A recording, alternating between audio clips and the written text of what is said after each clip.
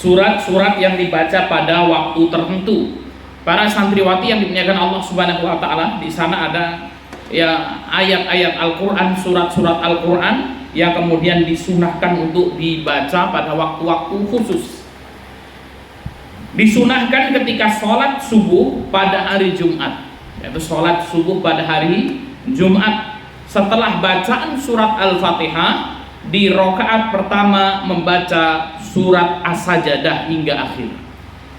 Jadi kalau sholat subuh pada hari Jumat, rakaat pertama disunahkan membaca surat As-Sajdah dari awal sampai akhir.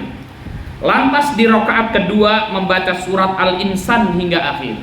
Nah, ini ya sunnahnya ya, kalau sholat subuh pada hari Jumat ya, rakaat pertama membaca ayat surat Sajdah dari awal sampai akhir. Kemudian yang kedua membaca surat Al-Insan.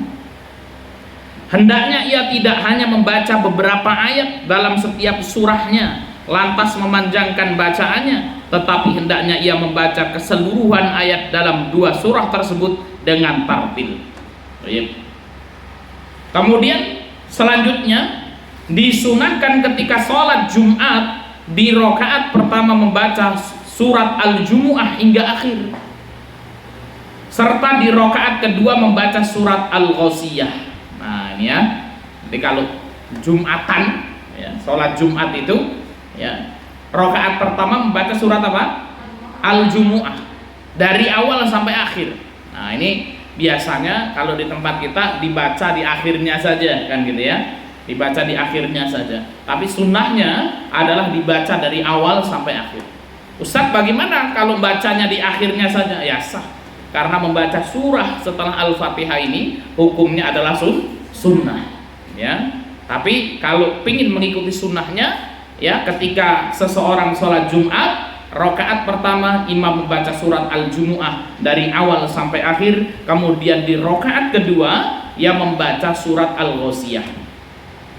Keduanya sahih diriwayatkan dari Rasul sallallahu alaihi wasallam, hendaknya ia membaca sebagian ayatnya saja ya.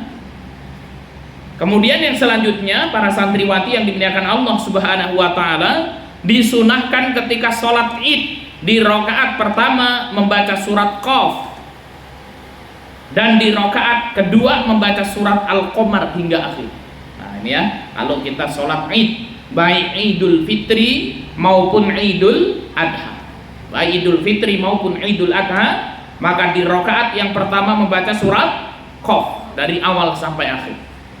Rakaat kedua membaca surat Al-Qamar dari awal sampai akhir. Ya, tapi juga menyesuaikan. Ya, kalau sholatnya di kampung ya baca surat Qaf sama Al-Qamar, ya salam sudah bubar jamaahnya. Ya, maka kita melihat kondisi.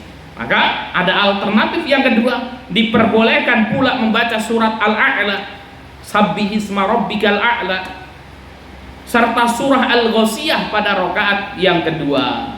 Kedua pendapat tersebut sahih dari Rasul sallallahu alaihi wasallam. Hendaknya ia tidak hanya membaca sebagian ayatnya saja.